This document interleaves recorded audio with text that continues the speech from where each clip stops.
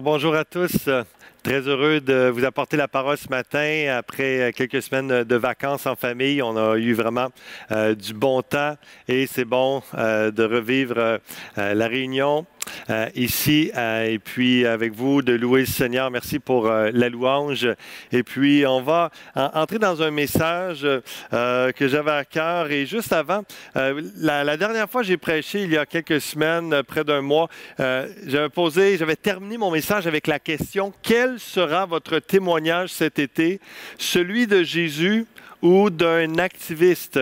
Et j'espère que dans les dernières semaines, vous avez pu accentuer ou mettre l'emphase de votre vie, de votre temps, votre énergie sur les choses qui concernent Jésus et son royaume et non bien d'autres choses qui passent dans les réseaux sociaux. Donc vraiment, Jésus, c'est le roi et que nous puissions passer royalement notre temps pour lui.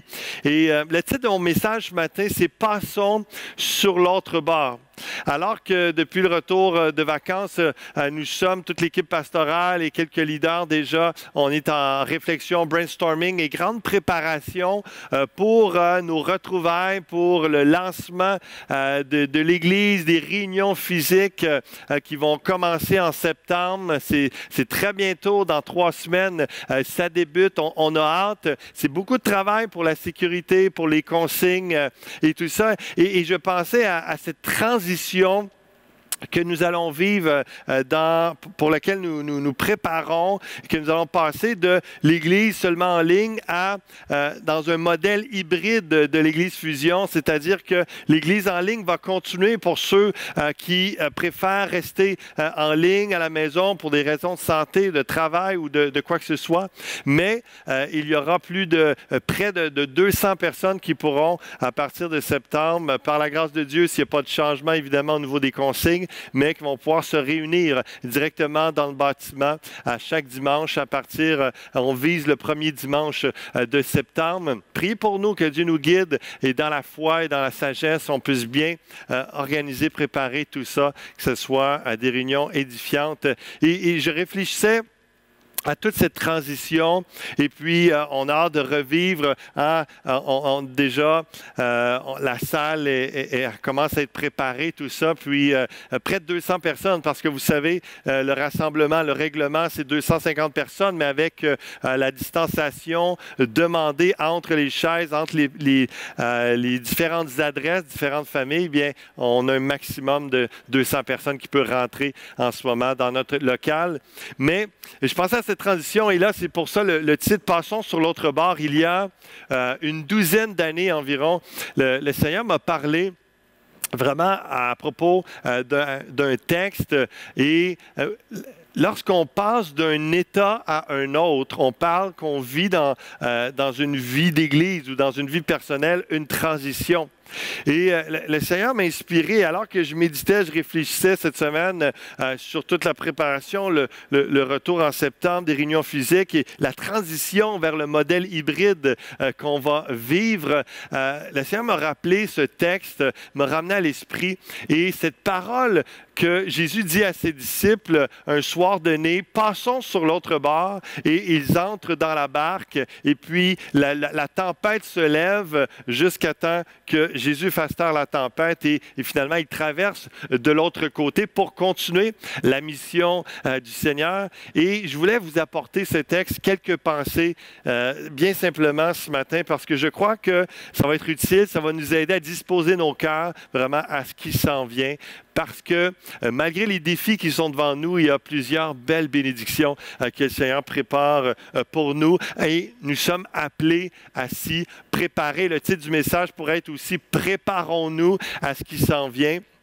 Donc, entrons dans le texte dès maintenant, dans Marc chapitre 4, au verset 35. Dans les évangiles synoptiques, Matthieu, Marc et Luc, il y a la même histoire qui est racontée avec des petites variantes, et il y a des éléments particuliers de l'évangile de Marc, j'aime bien, qui est propice à ce que je veux vous apporter aujourd'hui. Donc, on y va avec cette version de l'Évangile. Au verset 35, ce même jour, sur le soir, Jésus leur dit « Passons sur l'autre bord ». Après avoir renvoyé la foule, ils l'emmenèrent dans la barque où il se trouvait. Il y avait aussi d'autres barques avec lui. Il s'éleva un grand tourbillon et les flots se jetaient dans la barque au point qu'elle se remplissait déjà. Vous pouvez imaginer, ils se mettent à ramer et puis tout d'un coup, Jésus, lui, ça nous dit, il dormait à la poupe sur le coussin. Ils le réveillèrent et lui dirent, « Maître, ne t'inquiètes-tu pas de ce que nous périssons. » Et même si j'ai mon permis d'embarcation, il a fallu que je me rappelle un peu la poupe. C'est en avant ou en arrière. Et finalement, ça dit que c'est en arrière. Et parfois, ceux qui gouvernaient le bateau avaient... une poupe à l'arrière et une espèce de coussin. On va voir tantôt une photo d'une barque. C'est difficile à savoir exactement, mais il y avait une espèce d'emplacement vers l'arrière du bateau où Jésus était à côté sur quelle sorte de coussin plus ou moins confortable. Mais bon, il était là, endormi, et les disciples le réveillent. « Maître, ne t'inquiète pas de ce que nous périssons. » S'étant réveillé, il menaça le vent et il dit à la mer, « Silence, tais-toi !» Et le vent cessa. Et il y eut un grand calme. Puis il leur dit, « Pourquoi avez-vous si peur? Comment n'avez-vous point de foi? » Ils furent saisis d'une grande frayeur et ils se dirent les uns aux autres, « Quel est donc celui-ci à qui obéissent même le vent et la mer? » Et on voit ici la photo récente, là, actuellement. J'y étais en 2006, aller voir en Israël la mer de Galilée. Ça s'appelle aussi le lac de Génézareth ou le lac de Tibériade. Ça dépend des époques, ça dépend des régions autour du lac. Donc, ça pouvait être, c'était tous des noms. Tibère, l'empereur Tibère avait donné ce nom à l'endroit. Donc, on retrouve ces différentes expressions-là dans les différents évangiles également, mais on parle tous du même endroit, du même lac. Et puis, donc, imaginez qu'au lieu de faire le tour pour se rendre de l'autre côté, ils décident d'aller en bateau. Et puis, ils sont plusieurs barques. Ils traversent la mer de Galilée. Et puis là, le vent se lève. Et tout près de ce lac, il y a un musée, et puis ils ont retrouvé cette barque-là dans le fond de l'eau. C'est une barque qui disent du temps, justement, de Jésus. Et puis, donc, on peut imaginer peut-être une douzaine de personnes qui pouvaient entrer. Il y a plusieurs barques, donc quelques dizaines de personnes qui traversent d'un côté à l'autre. Mais... moi, ça m'a fait penser en voyant ça, mes rares expériences de canot sur rivière, surtout, parce qu'aussitôt qu'on traverse un petit rapide puis qu'il commence à avoir de l'eau qui rentre puis qu'on est mal engagé dans une petite rapide et que l'eau se met à rentrer, ça m'est déjà arrivé avec mon épouse, évidemment, c'est très, très, très léger comme rapide, mais là, l'eau embarque dans le canot à tel point qu'on s'est mis à enfoncer et que une chance qu'on avait nos gilets de sauvetage et puis on était complètement dans l'eau et puis le canot, il cale. Mais là, évidemment, je ne voulais pas perdre le canot, donc j'ai forcé comme un fou pour ramener ça et le vider. Mais comprenez que l'inquiétude des disciples en traversant, c'était pas juste le vent, tout ça, l'eau, les vagues étaient tellement grandes que plus l'eau rentrait, ça commençait à s'enfoncer et les rebords de la barque commençaient à être proches de l'eau, du niveau de l'eau, et ils se voyaient s'enfoncer comme c'est certainement arrivé à plusieurs pêcheurs et à plusieurs personnes qui voulaient traverser et que des tempêtes se lèvent soudainement. Et donc, on peut s'imaginer l'inquiétude. Ils ne sont pas dans un grand navire, mais on sait bien que même le Titanic, avec l'eau qui a rentré, ça finit par couler. Bref, Je vais utiliser cette histoire, cette traversée, de cette transition d'un bar à l'autre dans le commandement de Jésus, dans l'intention de Jésus d'emmener ses disciples d'un endroit à l'autre où ce qu'il vient d'enseigner, faire des miracles encore, de prêcher sa parole. Et là, il dit, venez, on va aller de l'autre côté. Et il a une intention de continuer l'œuvre de Dieu. L'autre côté, il y a une transition. Et c'est un peu dans nos vies, dans l'Église, le Seigneur nous appelle des fois à un changement, nous appelle à une transition, nous appelle à autre chose, à plus dans nos vies, à des variantes. Et on doit être sensible et lui faire confiance, malgré que la traversée peut être périlleuse. Et je vous dirais même qu'à chaque fois qu'il y a un changement dans nos vies ou dans une Église, c'est pas toujours apprécié par tous, c'est pas toujours agréable parce que la plupart des gens aiment la stabilité. Mais on s'entend que lorsqu'on est sur un bateau, c'est pas toujours la stabilité et il y en a qui peuvent avoir le mal de mer. Donc, qu'est-ce qui attend l'Église dans la transition lorsque Jésus dit « Passons sur l'autre bord » et ça nous dit « Il s'éleva un grand tourbillon, et les flots se jetaient dans la barque. » Évidemment, une chose qui attend l'Église dans la transition, c'est des retrouvailles joyeuses. On a hâte de se voir pour la plupart. Il y en a quelques-uns d'entre nous, on s'est vus, on s'est croisés, on a eu des rencontres de prière ou autres dans les derniers mois, mais de se retrouver à 200 personnes physiquement, de louer le Seigneur ensemble, d'entendre la parole de Dieu ensemble, de pouvoir fraterniser tout ça. Ça va être des retrouvailles joyeuses, peut-être même émotives, mais on a hâte, il y a une fébrilité, il va y avoir de la joie dans l'air, ça va être de la célébration et ça va être vraiment excitant et bénissant. Mais également, dans cette transition, dans ce passons sur l'autre bord, d'une église seulement en ligne à une église hybride sur place et en ligne encore, tout ça sera la même église, l'église Fusion. Bien, il faut s'attendre aussi à de l'instabilité, à des changements, comme lorsqu'on traverse d'un bord à l'autre en bateau, et surtout si des vents contraires se lèvent, ce qui peut certainement arriver. Mais juste je trouve que l'image est bonne, le récit nous parle de tout ce qu'on peut vivre dans les transitions de nos vies, de ce qu'on va vivre à partir de septembre. Des retrouvailles joyeuses, certainement, mais aussi il faut s'attendre à de l'instabilité, à des changements. Et juste concrètement, là, frères et sœurs, ceux qui sont habitués, vous ne pourrez pas nécessairement vous asseoir au même endroit. Le nom qui était sur votre chaise, là, à l'invisible, mais c'était presque gravé, là, vous saviez toujours, vous assisiez au même endroit, vous étiez habitué de voir les mêmes personnes. Peut-être sur les 200 personnes, ça va fonctionner sur inscription. Peut-être que ce ne sera pas les mêmes personnes que vous allez voir tout de suite. Peut-être qu'il y en a qui vont se joindre plus tard, ils vont s'inscrire plus tard pour X raisons, qui vont continuer en ligne avant de venir. Donc, il va y avoir de l'instabilité, il va y avoir des changements, il va y avoir de l'adaptation. On va essayer de viser des réunions un peu plus courtes au début pour toutes les questions d'adaptation, de consignes, mais un des éléments, entre autres, à considérer, ça va être l'inconfort du masque. Jésus qui dormait dans une tempête avec à côté sur un petit coussin, on peut penser à l'inconfort de passer d'un bord à l'autre, mais attendez-vous à de l'inconfort à différents niveaux, entre autres avec l'histoire du masque.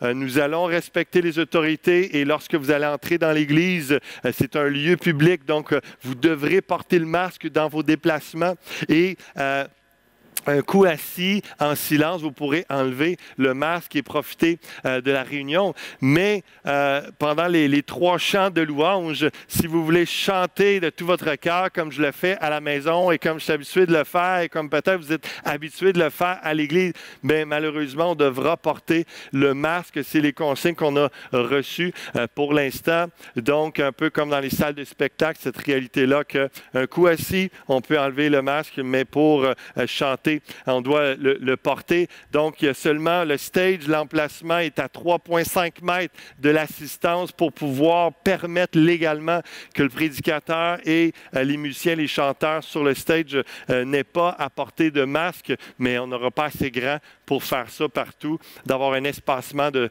3,5 mètres envers autour de chaque membre qui va être assis. Donc, ça va être un inconfort, ça va être une réalité, une adaptation, mais ça fait partie de la transition. Et je crois que par la grâce de Dieu, on peut soit faire une adoration silencieuse pour certains et être édifié, loué à l'intérieur, ou simplement passer au travers de cet inconfort-là et glorifier Dieu, louer de tout notre cœur, sachant qu'on est tellement bénis d'être ensemble et de connaître Jésus, d'être sauvés, d'être ses enfants. Donc, une autre chose qu'on peut s'attendre en tant qu'Église dans la transition, c'est la continuité de la mission dans la présence de Jésus. On va pouvoir goûter la présence de Jésus d'une façon différente que les réunions en ligne. On va pouvoir vivre la fraternité d'une façon différente, mais la mission va continuer. Elle continue depuis 5 mois et elle va continuer. Et ensemble, on va pouvoir rassembler nos forces et commencer à voir cet automne le plan de Dieu discerné et vraiment s'assurer à travailler ensemble au nom de Jésus pour continuer la mission que des âmes soient sauvés, que des disciples soient formés au nom de Jésus-Christ. Donc, quelques attentes qu'on peut avoir. Évidemment, il y aurait autre chose à mentionner, mais les grandes lignes. Mais dans l'histoire, le récit, dans Marc chapitre 4, à un moment donné, il y a une plainte, il y a un reproche des disciples envers Jésus. Comment ça que tu dors? Ça ne te fait rien qu'on est en train de périr, on va se faire engloutir par les vagues de la mer. Ça ne te dérange pas qu'on soit en train d'être proche de se noyer, tu dors. Ils sont en train de reprocher, de se plaindre auprès de Jésus. Maître, ne t'inquiètes-tu pas de ce que nous périssons? Et on va voir avec la réaction de Jésus, et je pense que c'est une mise en garde pour chacun d'entre nous dans l'instabilité, dans peut-être l'inconfort. Vous en vivez peut-être déjà à la maison, au travail, dans les commerces, etc. Et puis, c'est une mise en garde à ne pas se plaindre parce que ça ne sert à rien. Et la Bible nous dit plutôt de laisser sortir des louanges, des actions de grâce. Et je vous invite à la maison, comme ici, lorsque vous viendrez au bâtiment à partir de septembre, de laisser sortir des louanges, de la reconnaissance pour la présence de Dieu, pour la grâce de Dieu, votre salut, et pour les frères et sœurs que vous pouvez voir qu'il y ait, même s'il y a un masque, même si il y a différentes contraintes. On ne pourra pas se serrer dans nos bras comme avant, se faire la bise fraternelle. On ne pourra pas se toucher comme ça. Mais avec une distance, on va pouvoir s'aimer quand même. On va pouvoir louer Dieu quand même. Et donc, faites attention et faites attention aux plaintes dans la transition, un peu comme les disciples. Ne t'inquiètes-tu pas de ce que nous périssons. Et votre choix sera quoi? Entre la plainte ou être plein de foi? On a le choix entre la plainte ou être plein de foi et d'être dans l'expectative, dans l'attente de ce que Dieu va faire, peu importe au-delà des contextes. Comprenez, frères et sœurs, qu'il y a des gens un peu partout dans le monde qui vivent des contraintes depuis des années et des décennies tellement plus grandes que ça. Et c'est des gens, c'est un peuple qui ont éclaté de joie en louange, en adoration devant Dieu, alors qu'ils étaient dans la misère, alors qu'ils étaient dans toutes sortes de difficultés. Donc, vraiment que nos cœurs soient à la bonne place. C'est vraiment ça que j'avais sur mon cœur, que le Seigneur me plaçait, me déposait pour vous et pour chacun d'entre nous. Qu'on commence dans 3 semaines, ça s'en vient, déjà on se prépare, on anticipe avec joie. Oui, ça va être un peu différent. Il y aura des choses qui seront peut-être moins faciles ou agréables, mais en même temps, il y a tellement de belles choses qu'on va pouvoir vivre et qu'on puisse concentrer nos yeux, nos regards, nos pensées sur les bonnes choses pour que notre bouche soit remplie de louanges et d'actions de grâce et non de plaintes ou d'amertume. Est-ce que ce sera des reproches à Dieu ou un rapproche-toi de Dieu? C'est un choix qu'on a à faire dans chaque élément, chaque irritation de nos vies. Comme je vous dis, au-delà de l'Église, des fois c'est au travail, des fois c'est dans des relations, des fois c'est dans une réalité, puis au-delà de toutes les consignes de la COVID, il y a régulièrement des situations qui viennent des fois nous frotter, nous déranger, et puis on a le choix. Est-ce qu'on va reprocher aux gens continuellement des choses, reprocher à Dieu, pourquoi que tu ne me donnes pas ci, pourquoi que je n'ai pas ça, pourquoi tu ne m'as pas exaucé, etc., etc., ou de se rapprocher de Dieu. On reproche à Dieu ou on se rapproche de Dieu, c'est le choix que vous avez. Je me reconnecte rapidement. Et on continue. Dans Habakkuk, chapitre 2, un texte qui est vraiment intéressant. Le prophète Habakkuk, dans le chapitre 1, s'est plaint à Dieu. Comment ça que l'ennemi prend de l'ampleur et va de l'avant et que vraiment, ils n'ont pas de conséquences. Et comment ça, tu es où, Dieu? Tu fais quoi? Qu'est-ce qui se passe? Et il se plaint. Et au chapitre 2, il a la réponse de Dieu. Mais le but, ce n'est pas d'entrer dans le livre d'Habakkuk. Je veux rester dans Marc 4, mais juste vous faire remarquer ceci. Il dit... J'étais à mon poste et je me tenais sur la tour. Je veillais pour voir ce que l'Éternel me dirait et ce que je répliquerais après ma plainte. Et ce qui est tellement une bonne pratique à faire, c'est que dans toutes circonstances que l'on vit et avec la transition que l'on va vivre dans les prochaines semaines, pour les prochains mois, que nous puissions être comme le prophète Habakkuk, de dire que peu importe ce qu'on a dit à Dieu, peu importe ce qu'on ressent dans notre cœur, qu'on sache que, Seigneur, je vais prendre du temps avec toi pour entendre ce que tu as à me dire dans cette situation-là. Quelle est ta pensée dans cette situation? Quel est ton cœur? Qu'est-ce que tu as à me dire? Je me tenais sur la tour, je veillais pour voir ce que l'Éternel me dirait. Vraiment, je vous supplie de réaliser que ce qui est le plus important dans tout ce qu'on vit en ce moment et ce qu'on va vivre dans la prochaine année, c'est qu'est-ce que Dieu va dire de tout ça. Et qu'est-ce que Dieu va dire non seulement de tout ça, mais dans tout ça. Dans votre vie, dans votre couple, dans votre situation de travail, de famille, dans votre ministère, dans votre cœur, dans vos pensées, chambres secrètes, dans tous les recoins de votre cœur et de votre âme. Qu'est-ce que Dieu vous dit? Et d'être à l'écoute et de chercher sa face, de veiller à écouter pour voir ce que l'Éternel me dirait. Et voici la réponse de Jésus. Et c'est important d'apprendre de nos plaintes en écoutant Dieu. Parce qu'il y a un apprentissage, il y a une leçon. Dieu nous parle, il nous enseigne, il nous instruit, il répond à nos questionnements et de toutes sortes de façons. On doit être à l'écoute et apprendre et gagner en maturité, en sagesse et aller de l'avant avec ce que Dieu nous enseigne. S'étant réveillé, il menaça le vent, il dit à la mer, « Silence, tais-toi » et le vent cessa. Il y a un grand calme, puis il leur dit, « Pourquoi avez-vous si peur? » Comment n'avez-vous point de foi? C'est la réponse de Jésus aux reproches des disciples. C'est un peu, en d'autres mots, « Et où ta foi? » Je vois où ta peur, elle est en plein là dans ton cœur. Et comment les disciples ne voient plus Jésus dans son autorité, dans son onction de Messie. Ils l'ont vu déjà prêcher, faire des miracles, mais là, il voit les vagues, il voit les menaces, il voit toutes les craintes, les inquiétudes, les possibilités, menaces de mort, menaces de vraiment être en péril sérieusement si ce n'est pas la mort. Donc, il voit tous ces dangers-là, toutes ces menaces, au lieu de voir Jésus-Christ. Et Jésus leur pose la question, il répond à leur question par une question. Vous pensez, vous posez la question, si je me soucie de vous, mais Jésus répond, mais elle est où votre foi? Vous vous confiez en quoi? Pourquoi tant de crainte, tant de peur devant la situation, alors que Jésus est maître de tout? Et c'est là qu'il leur prouve évidemment juste avant, en faisant taire la tempête et la question, elle est là. Elle se retrouve dans plusieurs récits des évangiles où Jésus parle et questionne, ou ce qu'il va dire des fois, j'ai jamais vu une aussi grande foi dans tout Israël. Et dans d'autres fois, il dit qu'il est surpris, étonné, émerveillé de la foi du peuple. Et d'autres fois, il ne peut rien faire par incrédulité ou ce qu'il est blessé, atteint. Ça l'affecte de voir l'incrédulité, le manque de foi. Et cette réalité-là, Jésus, c'est quelque chose qui revient souvent par rapport à où notre foi. Lorsque le Fils de l'homme va revenir sur la terre, trouvera-t-il la foi sur la terre? Ce sont des éléments, des expressions, des questions et la thématique de la foi qui revient parce que c'est essentiel dans toutes circonstances.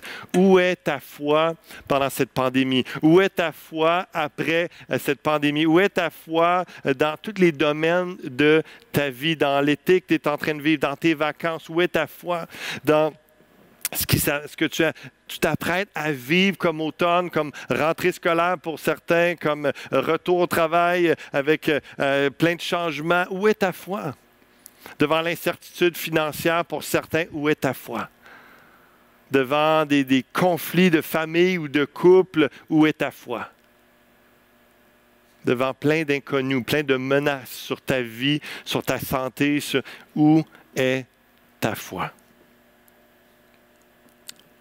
Avons-nous plus peur de l'autorité de Jésus ou de la tempête?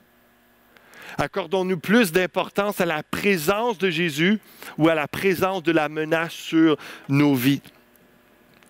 La foi, on va le voir dans quelques instants, on peut même le lire tout de suite, puis je vais continuer à me penser après. La foi, c'est la conviction que Dieu existe. Le mot pistis en grec peut se traduire par conviction, assurance, même une démonstration. Donc, ça vient vraiment une conviction.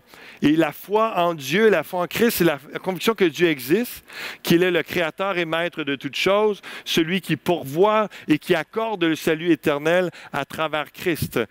Juste avec ce mot-là, on peut écrire des pages et des pages pour décrire la foi. Je m'arrête juste en le faisant en 2 phrases.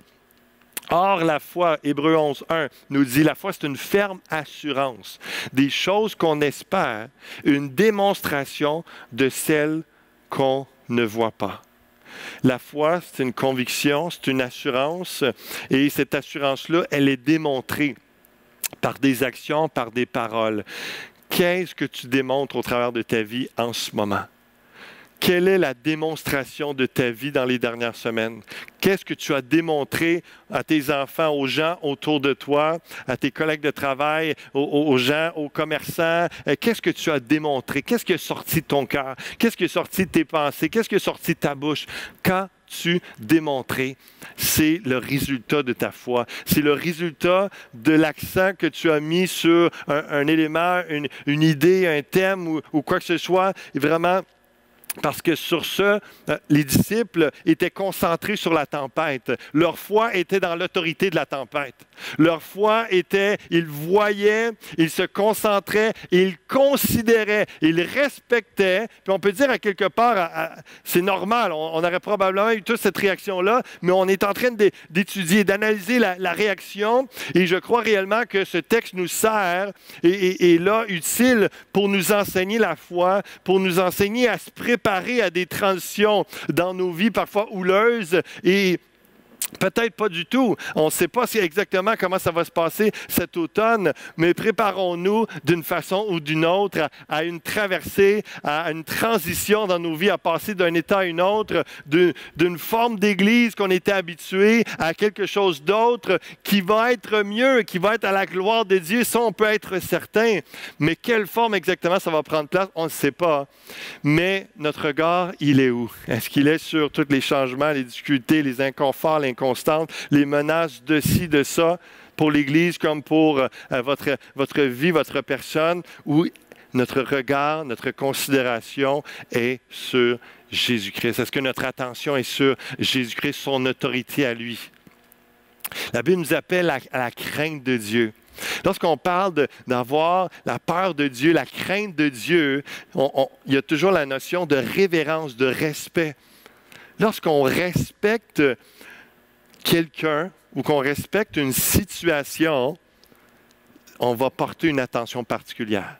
On va considérer cette personne-là particulière. On va considérer ça. On considère que la situation, elle est sérieuse, elle est honorable et elle est digne d'attention. On va s'attarder. Comme les disciples, ils voient la tempête. Oh, c'est sérieux. Là, il y a quelque chose. Et il y a une considération, un respect. Et donc, ils accordaient plus d'autorité à la tempête qu'à Jésus. Et dans nos vies, c'est important d'avoir le regard à la bonne place et de voir qu'est-ce qui est devant nous, personnellement en tant qu'Église, et d'avoir les yeux sur Jésus. Et la foi est une ferme assurance des choses qu'on espère, une démonstration de celles qu'on ne voit pas. Qu'est-ce qu'on va démontrer en tant qu'Église dans les prochaines semaines? J'ai hâte de voir ce que nous allons vivre ensemble, ce que nous allons démontrer, parce que je vous appelle à l'expression de votre foi, à l'expression d'une confiance en Dieu pleine et entière, à demander encore et encore, Seigneur, remplis-moi de la puissance de ton esprit et je veux aller là où tu veux que j'aille. Je veux vivre cette transition-là d'Église pour ta gloire et qu'en bout de ligne, le nom de Jésus soit élevé, qu'il soit glorifié plus qu'avant, que nous portions plus de fruits qu'avant. C'est toujours le cœur de Dieu, c'est toujours le cœur de l'Église Fusion, c'est toujours notre mission. On n'a jamais arrêté de faire des efforts en ce sens. Et là, ça va être bon de se revoir et d'avoir l'impression un peu plus de travailler ensemble et de serrer les coudes et de continuer à avancer ensemble. Et vous savez, avec ce merveilleux héritage, legs que notre frère Pascal Girard nous a laissé dans les dernières années avec les funérailles qu'on a fait la semaine passée à son égard. Lorsque je méditais à ce texte, je me suis rappelé le témoignage qu'il nous a laissé au printemps lorsqu'il a appris qu'il avait le cancer du pancréas et que c'est un cancer très agressif. Tout un témoignage qu'il nous a laissé de sa confiance en Dieu, comment son regard n'était pas sur la maladie, sur la menace de la mort imminente, humainement parlant, et puis non, ses regards étaient sur Jésus. Et je me rappelle très bien qu'il a parlé de cette histoire de Jésus qui dormait dans la barque et qu'il l'appelait, lui, Pascal, à dormir auprès de Jésus, à être en paix, de lui faire confiance parce que Jésus était en contrôle et qu'il allait taire la tempête. Et c'est 1 minute que ça dure. J'ai juste pris un extrait du témoignage qu'il nous avait laissé à l'Église. Donc, je vous laisse regarder ça ensemble. Et l'image que j'avais, qui est venue fort sur mon cœur, c'est Jésus, pendant qu'il y avait la tempête, puis ses disciples criaient, puis il y avait des vagues qui rentraient à l'intérieur de la barque. Lui, Jésus, il dormait. Il dormait, puis je ne sais pas comment il faisait pour dormir, parce que déjà, juste dormir dans une barque, ça doit être difficile, mais dormir dans une barque pendant qu'il y a une tempête, pendant qu'il y a des vagues qui rentrent à l'intérieur, il devait être tout mouillé, super inconfortable, mais pourtant il dormait. Et je sens que Jésus me demande à dormir. Et ce que je veux, ma prière, c'est de dormir à côté de lui, parce que je sais qu'à un moment donné, Jésus va se lever, puis il va calmer la mer, puis il va calmer la tempête. Et c'est pas une chose facile à faire que de dormir pendant qu'il y a une tempête. Je vous l'avoue, c'est pas facile. Mais par vos prières, je suis tellement bien entouré par l'Église qui est ici. Puis, je tenais vraiment à vous remercier pour vos prières, du fond du cœur. Puis vous dire que je vous aime beaucoup. Comme des centaines parmi vous, et j'ai été tellement édifié par le témoignage de Pascal. Lorsque je l'ai vu quelques semaines avant son décès à l'hôpital, je suis ressorti d'1 heure de rencontre avec lui, édifié, sincèrement encouragé, malgré son corps amaigri, affaibli, la vitalité de sa foi, la vitalité de son esprit à l'intérieur et comment il voulait, soit dans sa vie, dans sa mort, glorifier Dieu et qu'il avait une paix parce qu'il dormait avec Jésus dans la barque. Il a atteint l'objectif, il a accompli la parole que Dieu lui avait donnée. Il a fait son bout de chemin. Le Seigneur avait son plan à lui. Mais c'est vraiment parce que ses regards avec sa famille étaient sur Jésus. Donc, on a tous été touchés, bénis, encouragés par le témoignage et la foi, la confiance de notre frère Pascal jusqu'à la fin. Et c'est ce à quoi je vous invite, de faire confiance pleinement à Jésus, d'avoir vos regards sur lui, pensant au mois qui se présente devant nous. Il y a plein d'inconnus, d'incertitudes, mais on sait que Jésus est là. On sait que Jésus est là, on est avec lui dans la barque et même si ça brasse pas mal, on va aller jusqu'à l'autre côté parce que nous sommes avec lui. Et je vais terminer avec cette pensée, la révélation de Jésus dans la transition. Dans Marc 4, verset 41, ils furent saisis d'une grande frayeur et se dirent les uns aux autres, quel est donc celui-ci à qui obéissent même le vent et la mer? On peut imaginer la réaction des disciples en voyant celui qu'ils servent comme leur maître et là de voir que, wow, même la mer, même les éléments naturels, même la création est soumis à Jésus, à son autorité. Et la question qu'on peut se poser, qui est Jésus pour vous? Parce qu'en même temps, lorsqu'on a nos regards sur Jésus-Christ, on peut avoir notre regard sur lui, mais si on considère à peine qui Jésus est, on va avoir le résultat de notre foi, mais d'une foi biaisée, d'une foi en peut-être même pas la moitié de l'autorité de la personne qu'est Jésus-Christ. Donc, c'est important de savoir en qui on place notre foi, de savoir qui est Jésus pour nous. Il y aurait tellement à dire, évidemment, mais Jésus est le maître de toute création, Seigneur et Créateur du ciel et de la terre. Vous pouvez déclarer ça, de placer votre foi en Jésus-Christ dès maintenant là où vous êtes et de dire, oui Jésus, tu es le Fils de Dieu, Dieu le Fils. Jésus, tu es mon Sauveur, le Sauveur de l'humanité.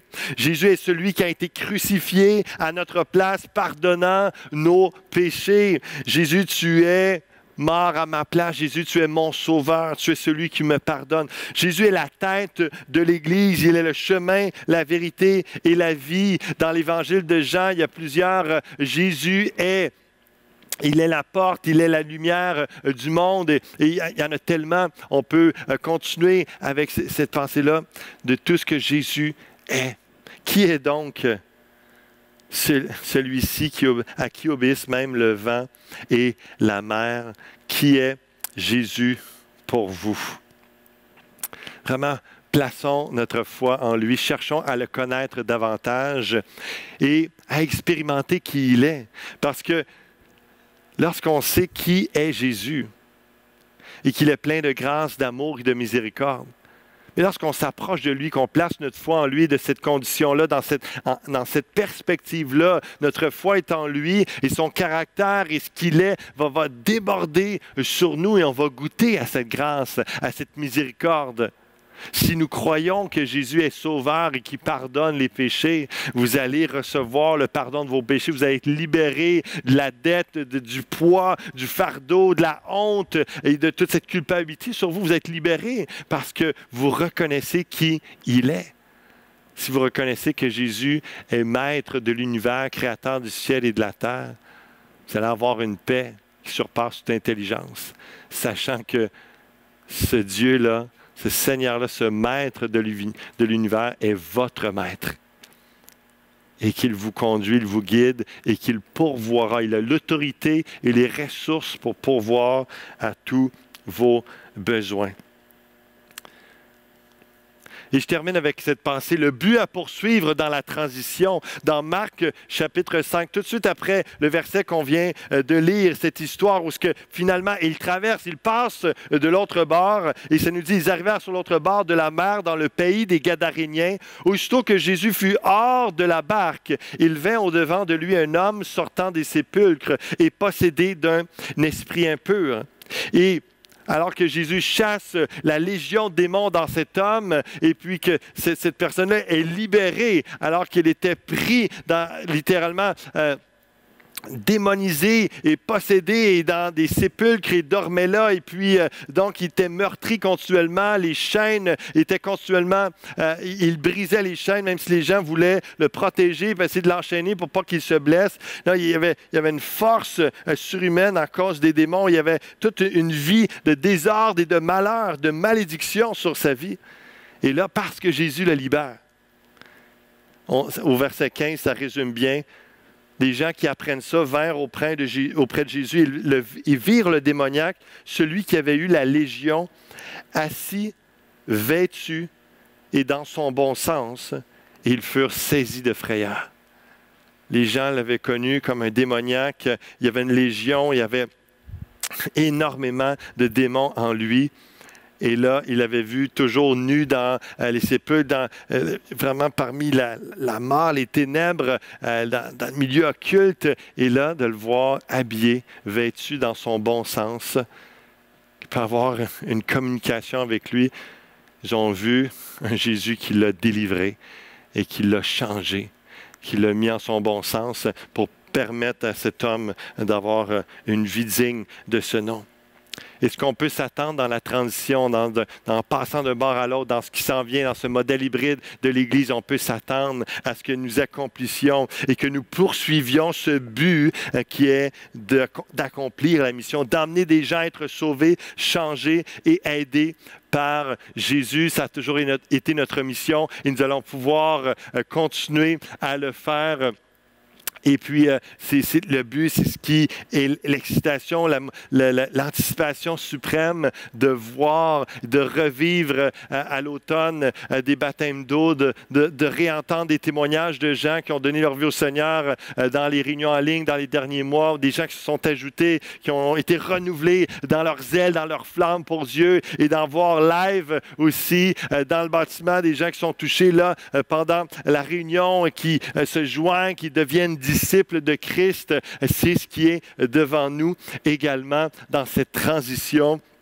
Parce que finalement, malgré la tempête, malgré que c'était houleux, malgré que ça a demandé l'intervention de Jésus-Christ pour calmer la tempête, ils sont arrivés à bon port et ils ont continué la mission. Et c'est ça qui est beau et c'est ça qui est glorieux. Et qu'au-delà de tout ce qu'on va vivre dans les prochains mois, que nos regards, nos yeux soient fixés sur Jésus-Christ dans le but d'accomplir sa mission en tant que disciple de Christ, de prêcher la bonne nouvelle de Jésus, d'emmener les gens à être sauvés, délivrés, transformés à son image et aider à trouver un bon sens dans leur vie et vivre pour le Seigneur Tout-Puissant. Amen. Amen.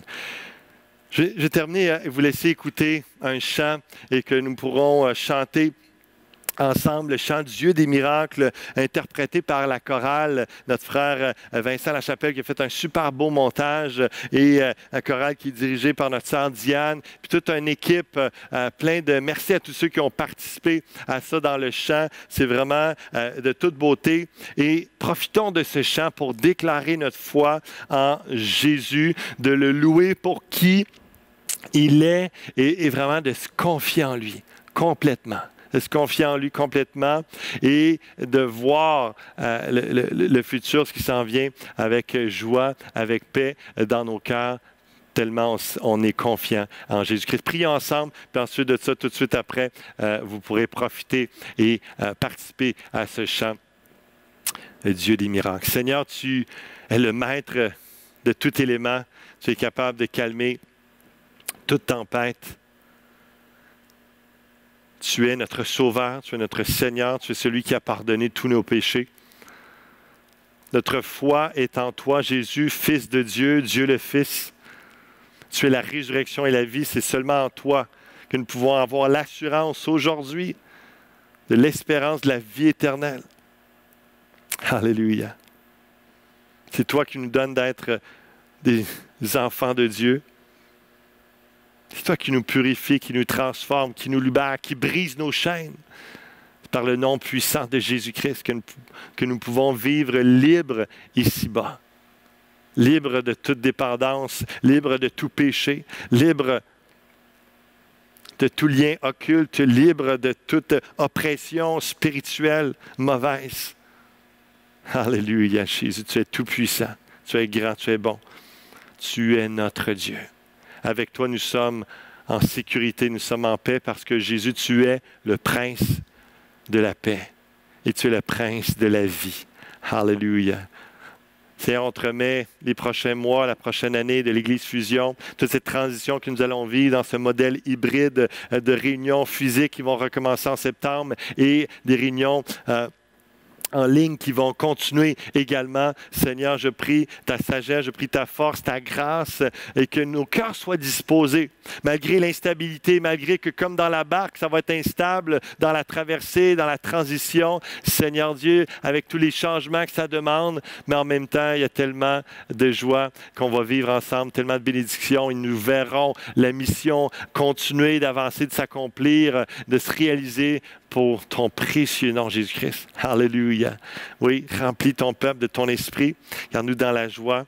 Et garde-nous dans cette disposition de cœur comme avec ce chant qu'on va entendre dans quelques instants. Où ce que oui, je crois en toi. Oui, je crois en toi. Tu es le Dieu des miracles. Tu peux toutes choses. Et donne-nous la pensée de l'éternité. que nous vivons ici-bas, pas pour nous-mêmes, pas pour une vie éphémère de quelques années, mais pour l'éternité. Alléluia. C'est le Dieu des miracles qui glorifie ton nom au travers de chacune de nos vies, au travers de l'Église Fusion. Sauve des âmes et aide-nous à faire des gens, des disciples qui te suivent jusqu'à leur dernier souffle.